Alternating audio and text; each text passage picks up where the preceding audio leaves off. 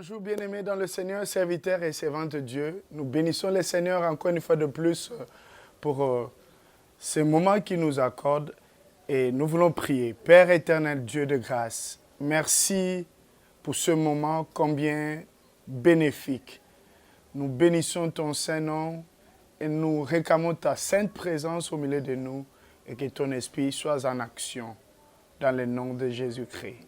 Amen. C'est votre émission Fardeau des serviteurs de Dieu. Une conception du ministère Peuple le Royaume. C'est un ministère de soutien aux serviteurs de Dieu.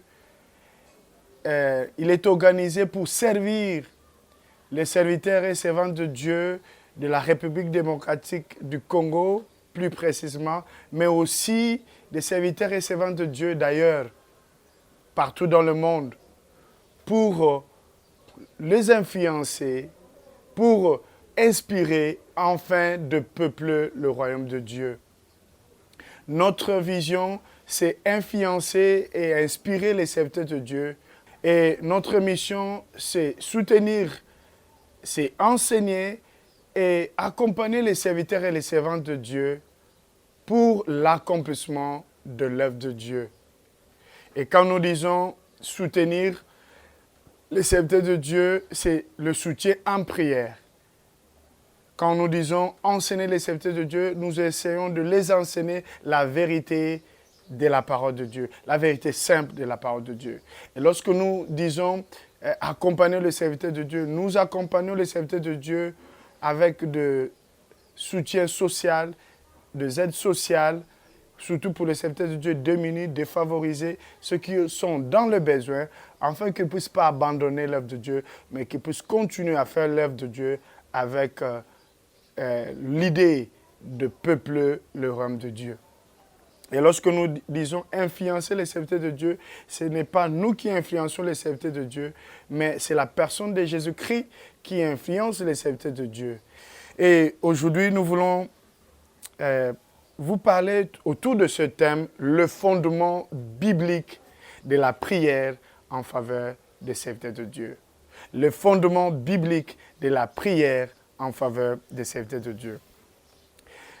Vous remarquerez que depuis un certain temps, nous sommes en train de partager sur le fardeau des serviteurs de Dieu. Nous sommes en train d'enseigner l'Église, corps de Christ. Nous sommes en train d'enseigner les serviteurs de Dieu, les servantes de Dieu, le fidèle, le membre des églises sur l'importance de prier pour les serviteurs de Dieu, sur le soutien en faveur des serviteurs de Dieu. Tout cela, le Seigneur nous met à cœur de partager parce que nous sentons ce besoin, nous sentons cette importance que l'Église d'aujourd'hui doit comprendre, doit porter le fardeau des serviteurs de Dieu, doit soutenir les serviteurs de Dieu, doit encourager les serviteurs de Dieu par leur prière, afin que leur ministère, leur vie puisse aller de l'avant.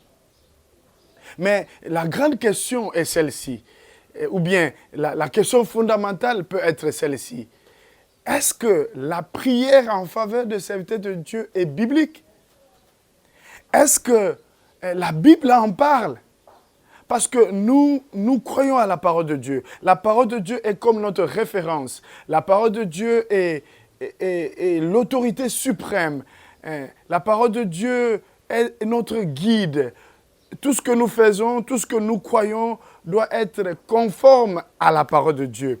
Beaucoup de gens peuvent se poser cette question.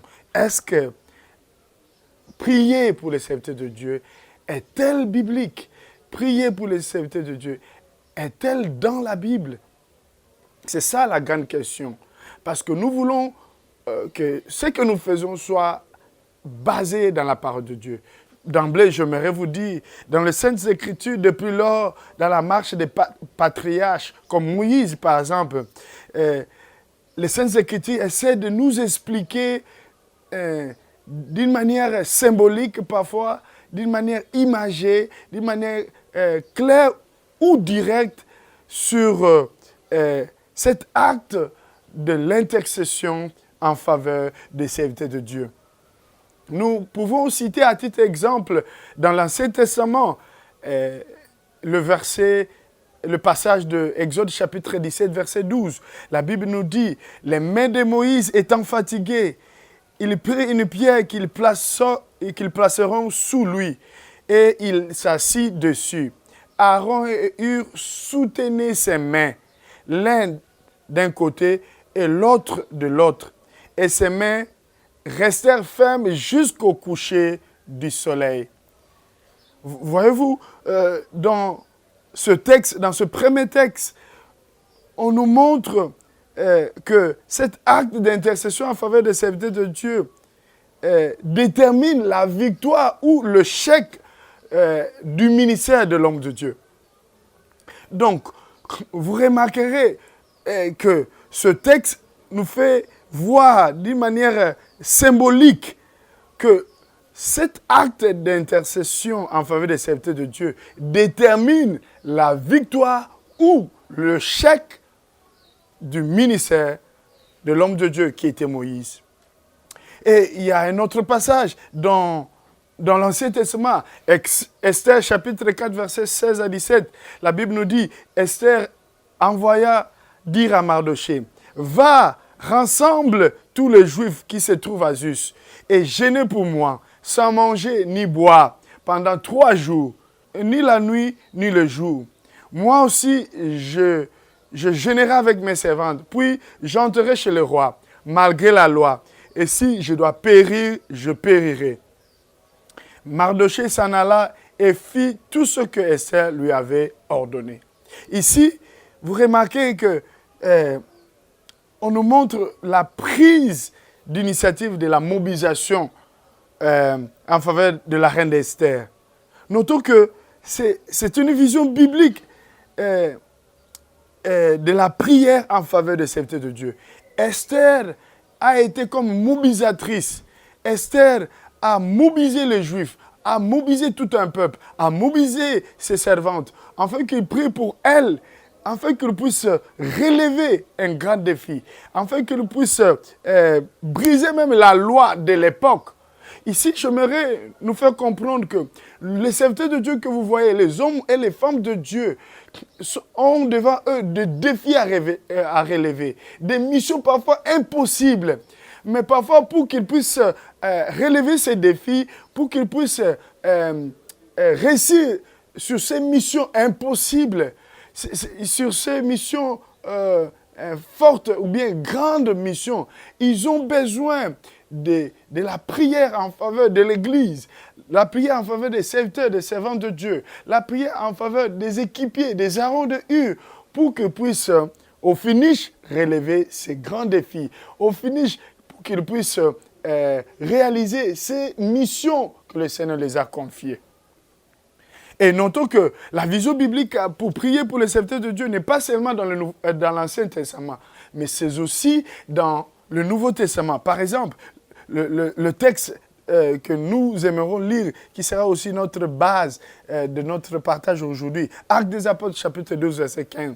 C'est un verset très connu, un verset populaire, mais un verset de Dieu qui nous montre clairement cette vision biblique de prier pour le serviteur de Dieu. La Bible dit ceci, dans Actes chapitre 12, verset 5. Pierre, donc, était gardé en prison, et l'Église ne cessait d'adresser pour lui des prières à Dieu. Ici, vous allez remarquer, c'est une image claire de la vision biblique de la prière en faveur des serviteurs de Dieu. Et si nous pouvons encore aller très loin, dans Romains, chapitre 15, verset 30, vous remarquerez avec moi que l'apôtre Paul était parmi des hommes de Dieu qui croyaient à cette vision biblique de prière en faveur des serviteurs de Dieu.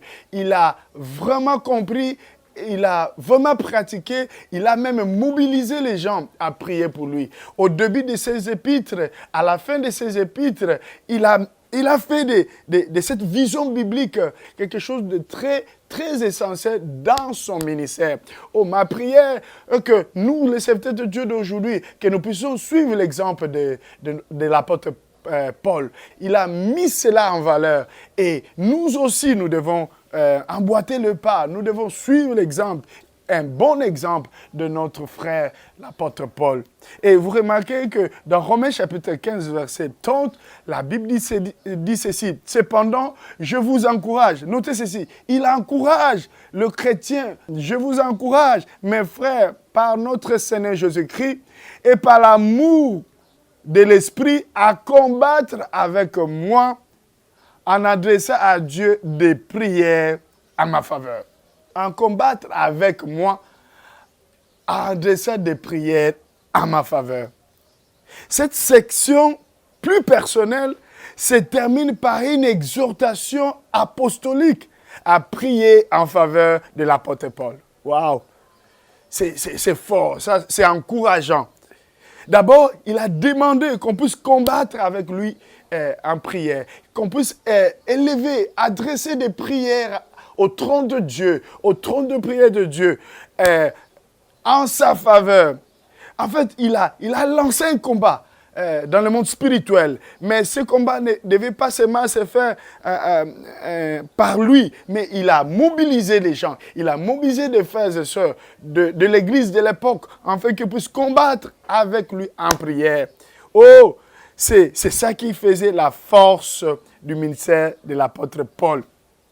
Il a demandé qu'on puisse combattre pour lui en prière. D'abord, pour qu'il soit délivré des incrédules de la Judée.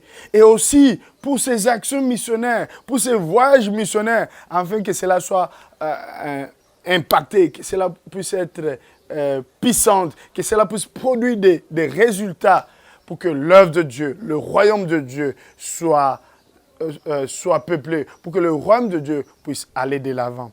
Et pour terminer, en Matthieu chapitre 26, verset 45, ça c'est le Maître en personne, le Maître Jésus-Christ, notre Seigneur.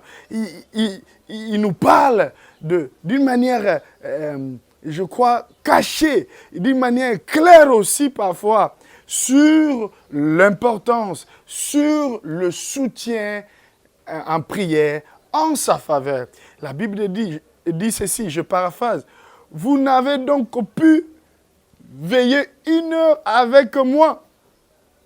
Ça, c'est le Maître qui est en train de nous enseigner.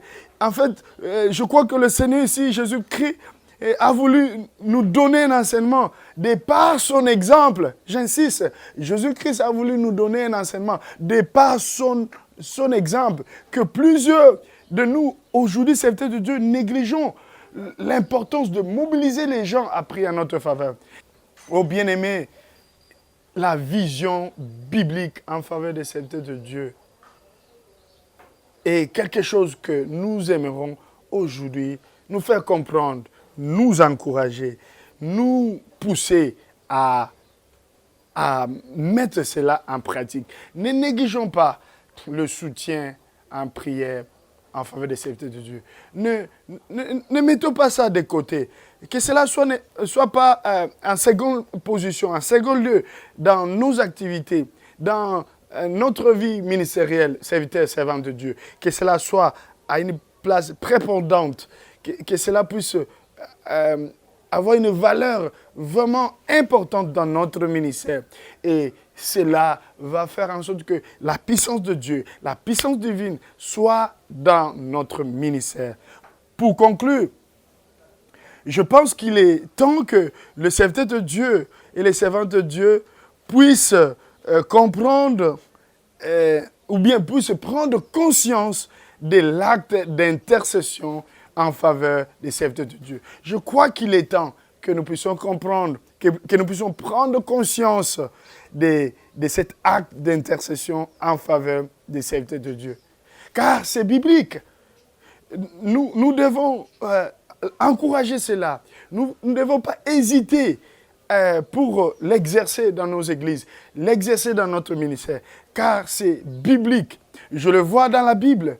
J'ai cité quelques passages bibliques, quelques références pour nous confirmer, pour avoir un soubassement, pour avoir un fondement biblique que ce que nous faisons, ce que nous enseignons, ce que nous vous encourageons à faire, se retrouve dans la parole de Dieu, dans les Saintes Écritures, dans la Bible.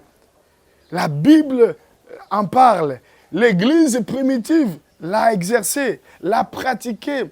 Les apôtres, comme Paul, comme Pierre, ont eu à bénéficier de cet acte d'intercession en faveur des serviteurs de Dieu.